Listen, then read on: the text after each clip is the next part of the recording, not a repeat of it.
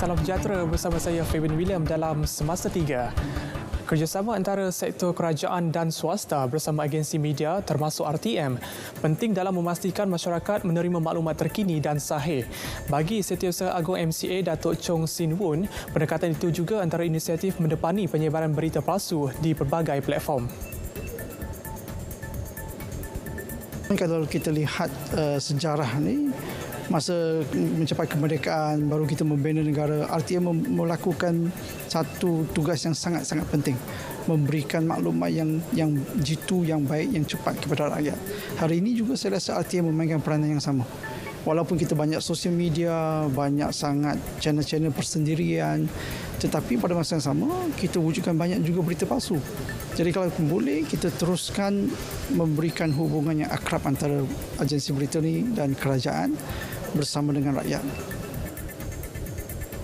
Jelas Datuk Chong lagi, MCA akan bekerjasama dengan pihak berkuasa khususnya polis untuk menganjurkan kempen kesedaran mengenai bahaya penipuan dalam talian dan menangkis berita palsu. Beliau ditemui di Angkasa Puri ketika melakukan lawatan ke bahagian berita ewas masa dalam usaha mengeratkan kerjasama sedia ada. Kementerian Pengajian Tinggi KPT memberi jaminan pergerakan pelajar bersempena cuti perayaan Aidilfitri bermula 7 Mei ini adalah selamat dan terkawal. Menurut Ketua Pengarah Pendidikan Tinggi Profesor Datuk Dr. Husaini Omar, sebelum mendapat kebenaran pulang, kesemua pelajar diwajibkan menjalani saringan kesihatan yang dilakukan di setiap IPT. Selain itu, kebenaran pulang tersebut adalah berbentuk pilihan sama ada pelajar terlibat mahu pulang ke kampung halaman ataupun terus kekal di kampus masing-masing. Sebelum ini, KPT telah menetapkan beberapa mekanisme kawalan dengan pergerakan pelajar di setiap IPT dilaksana secara berfasa bagi memastikan pergerakan pelajar adalah terkawal. Dianggarkan hampir 104,000 pelajar yang terlibat dalam pergerakan pulang bersempena cuti perayaan Aidilfitri tahun ini.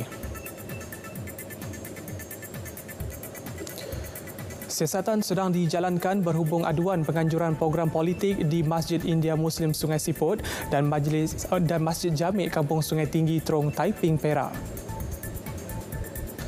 Pengarah Jabatan Agama Islam Negeri Datuk Muhammad Yusuf Husin memaklumkan ia selaras dengan titah Sultan Perak Sultan Nazrin Muizzuddin Shah sebelum ini agar ahli politik tidak menganjurkan sebarang program dan menyampaikan ucapan di masjid dan surau.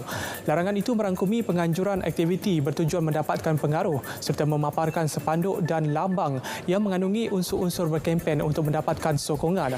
Beliau dalam kenyataan juga menjelaskan hasil siasatan akan dibentangkan kepada Majlis Agama Islam dan Adat Istiadat Negeri, Adat Melayu Negeri sebelum dipersembahkan kepada Sultan Perak. 3 orang terbunuh manakala 24 yang lain diberi rawatan selepas kapal penyeludup terbalik di pantai San Diego, perhampiran Monumen Nasional Cabrero di Point Loma.